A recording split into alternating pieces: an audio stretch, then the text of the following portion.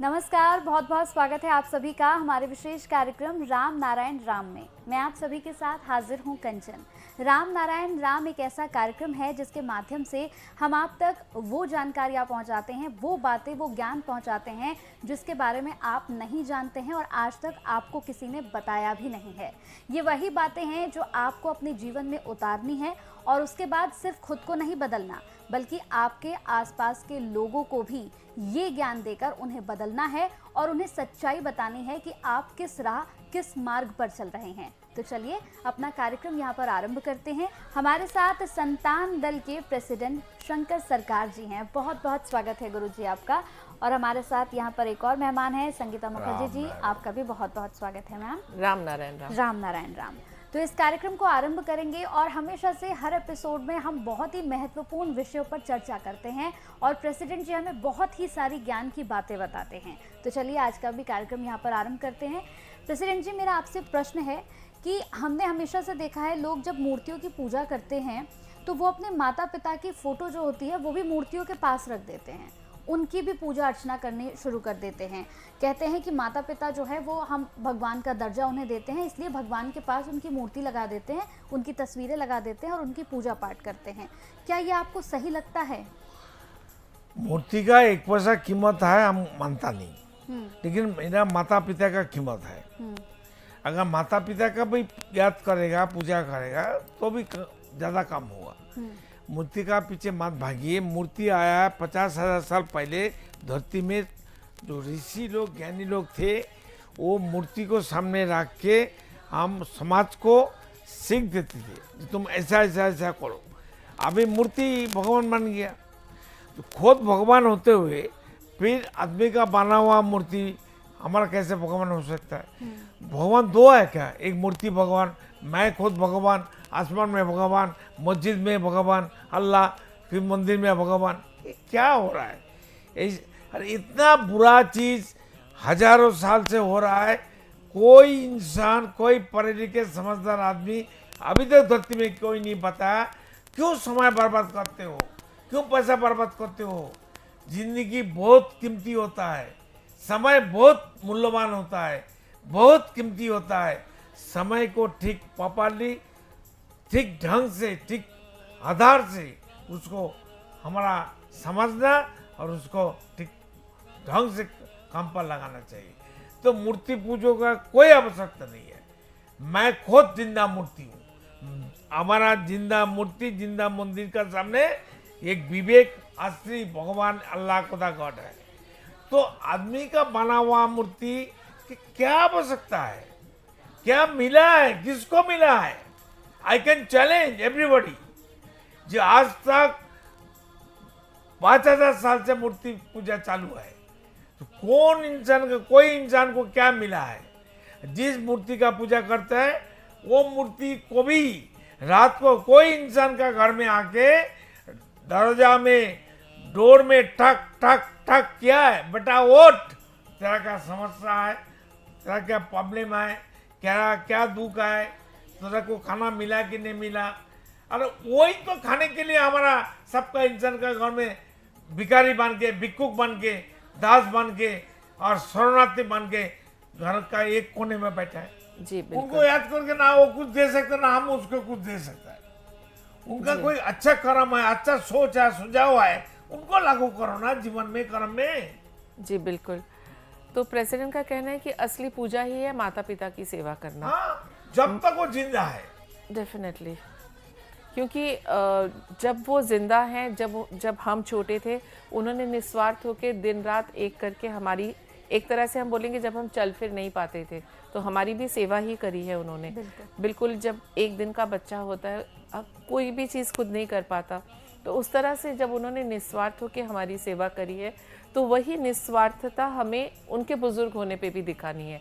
तब क्या होता है, हम लोग उस टाइम ही, हमारे पास टाइम नहीं होता, हमारे पास फंड्स नहीं होते, तभी लगता है कि नहीं इतना खर्चा हो जाएगा या मेरे पास इतना टाइम नहीं है, जिस वजह से लोग अनाथ आश्रम में माता पिता को छोड़ के आते हैं।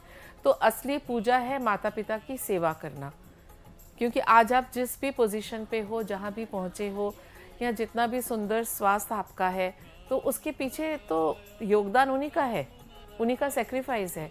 तो अब उनके लिए हम थोड़ा सा टाइम तक नहीं निकाल पाते हैं। अच्छा, कितना अच्छा दिल से माता पिता हर बच्चे को कितना प्यार से, खुद खाता नहीं था, वो लोग गरीब है, भूखा रहते हुए बच्चे को खिलाता है। बिल्कुल। कोई सोचता है?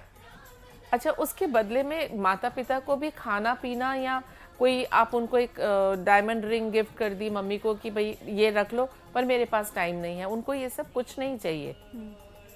उनको चाहिए कि आपकी तरक्की हो, आप अपने जीवन में सफल बने, और थोड़ा सा टाइम, वही सबसे बड़ी हमारी पूजा है, वही सबसे बड़ी आराधना है। ना कि आप पहले उनका ध्यान नहीं रखेंगे और उनके मरने के बाद उनको आडंबर करके चंदन की लकड़ियों पे जलाएंगे लोगों को, कि अपना, वो उनका अंदर का गिल्ट होता है। तब तो बेवकूफ का काम है।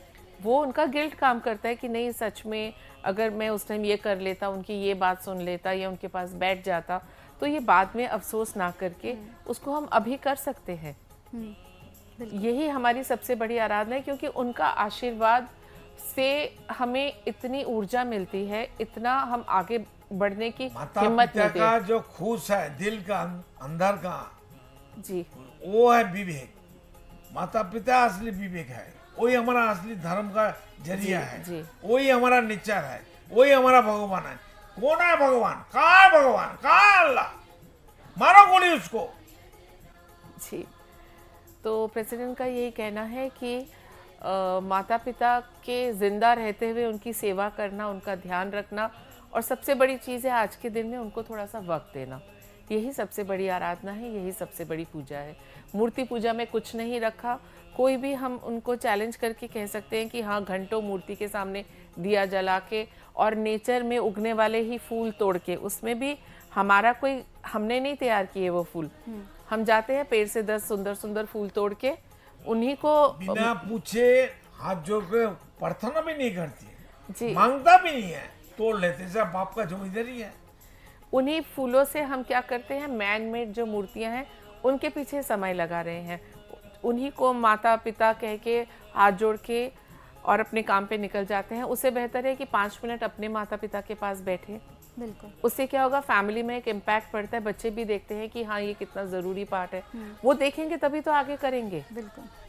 तो प्रेसिडेंट का ये कहना है कि इसी पूजा में विश्वास रखिए। मैन मेड धर्म और मैन मेड जो ये मूर्तियों की पूजा की जाती है, ये simply wastage of time, wastage of money है। लेकिन एक और चीज़ इस वक्त आप लोग देख रहे होंगे, देश में बहुत ज़्यादा चल रही है। आपने कई वीडियोस भी देखी होंगी जिसमें हम देखते हैं कि कई जगहों में, कई राज्यों में कहते हैं कि भाई मूर्ति जो है, हम खाना खिला रहे हैं तो मूर्ति खाना खा रही है।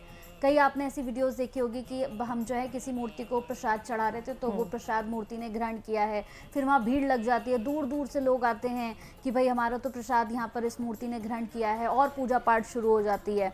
कई ऐसी चीज़ें हमने देखी। फिर वो सब क्या है? वो उस टाइम पे, प्रेसिडेंट आप बताइए।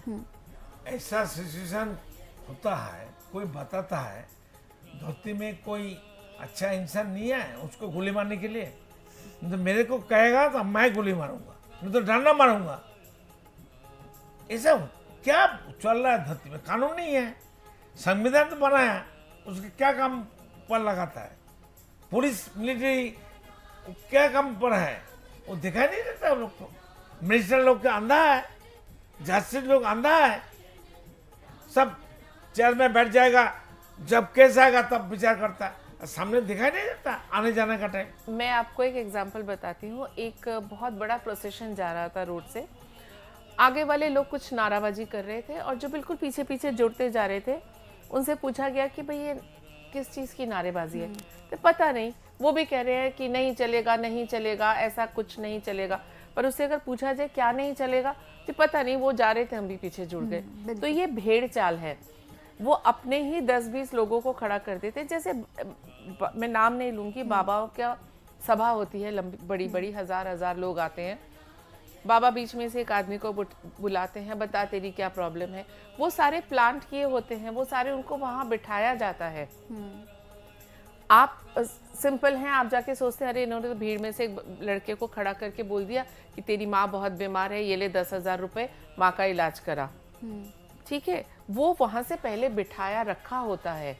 पर हम इनोसेंट लोग, सिंपल लोग इस चीज को कब समझेंगे?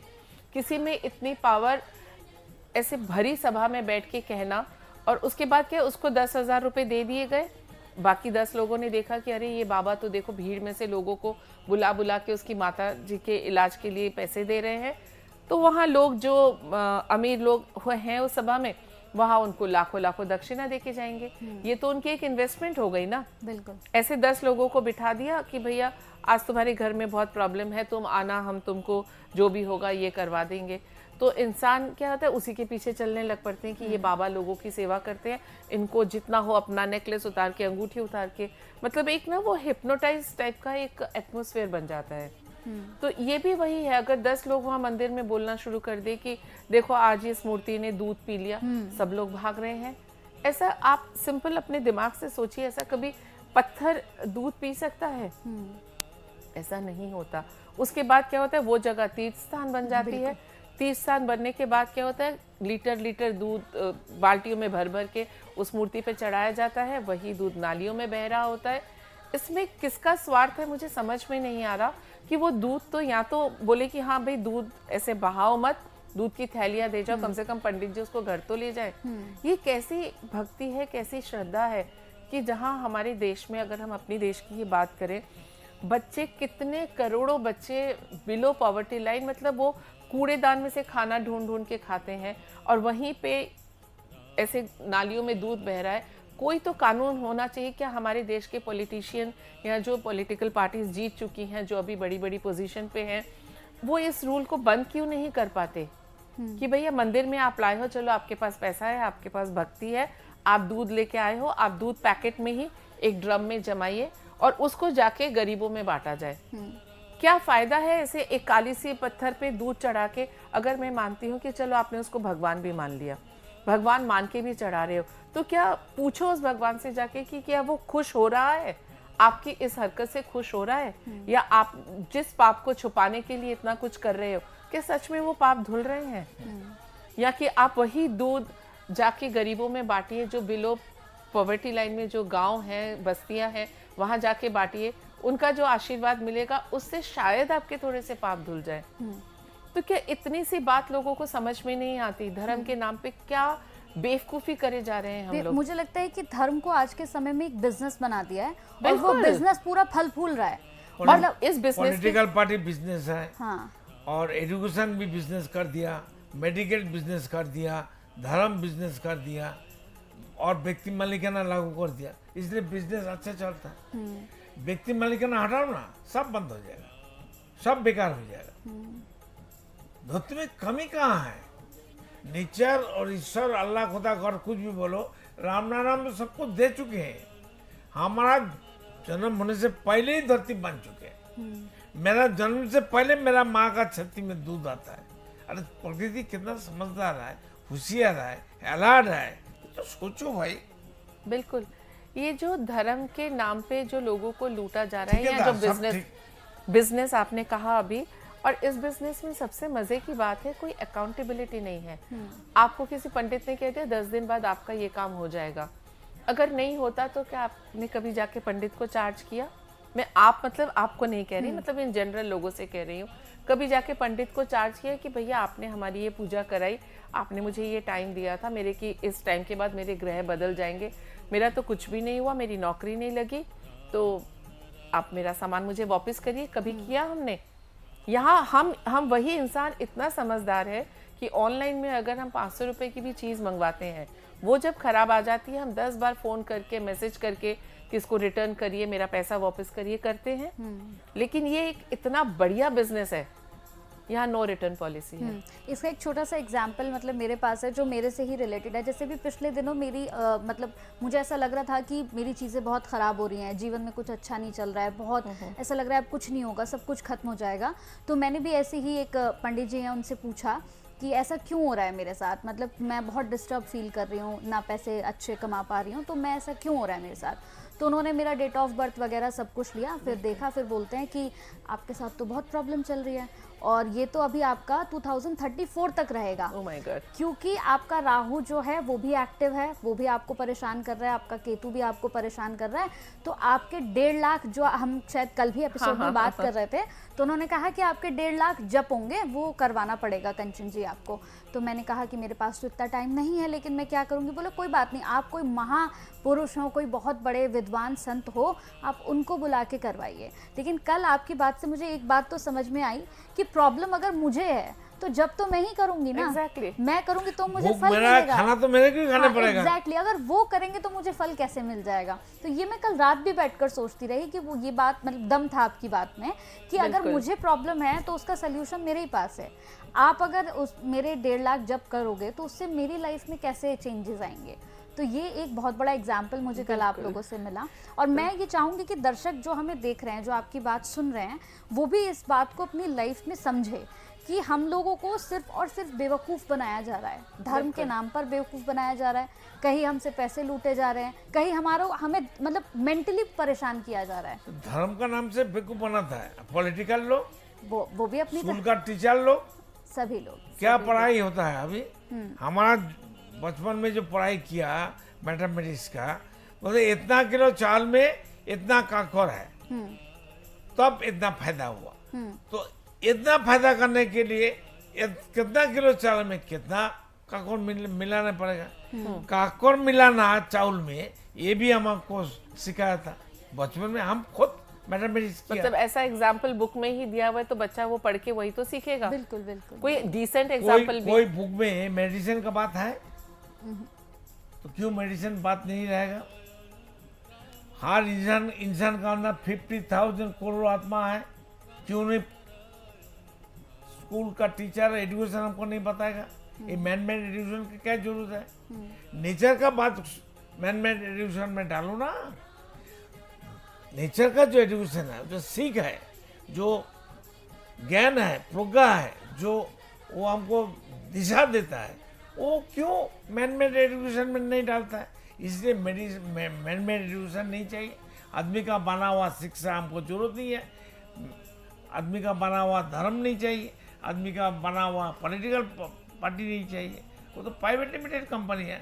धरती में देखिए हर स्टेट में छोटा छोटा पार्टी, एक परिवार में 20 साल 25 साल 10 साल। अभी कांग्रेस का गवर्नमेंट देखो ना, नेहरू परिवार, राहुल कितना कोशिश कर रहा है धरती को लूटने के लिए। जैसा ब्रिटिश गवर्नमेंट लूटा है, मुगल लोग लूटा है, राहुल प्रधानमंत्री बनने के लिए, हमारा पैसा लूटने के लिए कितना चक्कर कर रहा है, कितना दिमाग लगा रहा है। वो उसको खाना कहाँ से मिलता है। राहुल को क्या काम करता है, वो मार के भगाओ, वो खून बाहर का इटली का, इटली में भेजो, बिल्कुल बिल्कुल। पैक करके पूरा पैक करके इटली भेजो। बिल्कुल, संतान दल से यही सारी चीजें सीखने को मिल रही हैं लोगों को। बहुत बहुत धन्यवाद आपका हमारे साथ जुड़ने के लिए, कीमती समय देने के लिए बहुत बहुत शुक्रिया। तो अगर आप भी चाहते हैं तो आप भी संतान दल से जुड़ सकते हैं। हर एपिसोड के आखिर में मैं आपसे यही कहती हूँ कि आपको बहुत चिंतन मंथन सोचने की बिल्कुल आवश्यकता नहीं है। अगर आप जुड़ना चाहते हैं, इस ज्ञान को आप आगे लोगों तक और बढ़ाना चाहते हैं, जानकारियाँ चाहते हैं, तो सिर्फ 1 रुपया देकर भी आप इससे जुड़ सकते हैं, इसके भागीदार बन सकते हैं। धन्यवाद, नमस्कार। आप देख रहे हैं हमारा खास कार्यक्रम राम नारायण राम शंकर सरकार जी के साथ राम नारायण रामशाह। यह एक महाध्वनि और बीज मंत्र है। यह सभी समस्या का संपूर्ण समाधान है। आप लोग इन्हें अपना के देखिए, मन और दिल में क्या प्राप्त हो रहा है। इस कार्यक्रम का विशेष उद्देश्य इसका प्रचार और प्रसार के साथ ही प्रत्येक मनुष्य की मुक्ति का मार्गदर्शन है और यह आपकी दिल की बात है। इस मार्ग पर पुण्य और मुक्ति निश्चित है। इस कार्यक्रम के माध्यम से संतान दल द्वारा चलाए जा रहे श्रेष्ठ सेवाओं से जुड़कर सबके कल्याण के लिए इस नेक कार्य का हिस्सा बन सकते हैं और वृद्धाश्रम, गौशाला, गरीब और वंचित बच्चों की शिक्षा का भी सहयोग और समर्थन कर सकते हैं। संतान दल सबका एक ही परिवार है। अकाउंट नेम संतान दल, account number 266505000657, IFSC code ICIC 000265। पूरी तरह जानने के लिए आप संस्था के फोन नंबर पर संपर्क कर सकते हैं। Phone number 6291342066, 9836073503। Email ID santandal1960@gmail.com।